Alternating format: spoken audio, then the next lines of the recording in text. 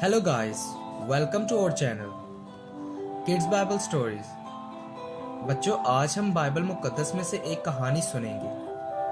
आप सब स्कूल जाते हैं। जब क्लास में कोई बच्चा बहुत अच्छे नंबर लेता है या बहुत अच्छा खेल खेलता है तो कभी कभी बहुत गुस्सा आता है कि हमेशा वही क्यों अच्छा खेल खेलता है या वही क्यों ज़्यादा नंबर लेता है। बच्चों, आज हम काहिन और हाबिल की कहानी सुनेंगे।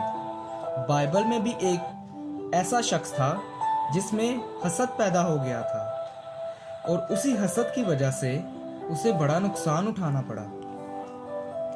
आदम और हवा के दो बेटे थे। बड़े बेटे का नाम काइन था और छोटे बेटे का नाम हाबिल था।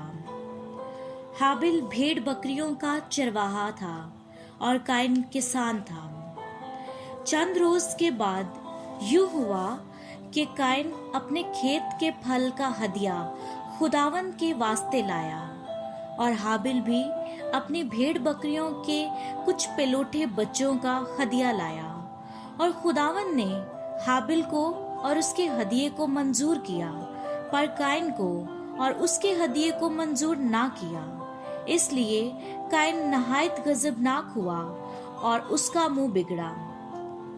और काइन ने अपने भाई हाबिल को कुछ कहा, और जब वो दोनों खेत में थे तो यूं हुआ कि काइन ने अपने भाई हाबिल पर हमला किया और उसे कत्ल कर डाला। तब खुदावंद ने काहिन से कहा कि तेरा भाई हाबिल कहाँ है? काहिन ने कहा, मुझे मालूम नहीं, क्या मैं अपने भाई का मुहाफिज हूँ?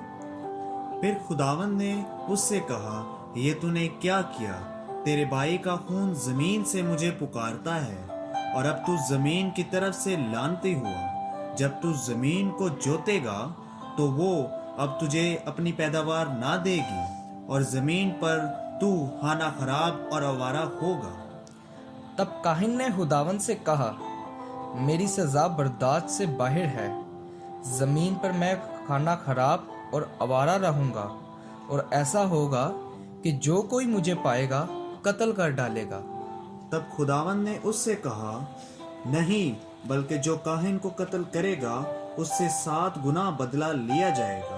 और खुदावंद ने काहिन के लिए एक निशान ठहराया कि कोई इसे पाकर मार ना डाले।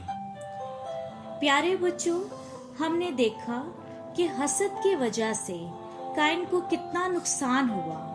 तो अगर कभी हमने अपने दोस्त और रिश्तेदारों से नफरत की और किसी वजह से हमें उनसे हसद हो जाए तो उनको मुआफ कर देना चाहिए।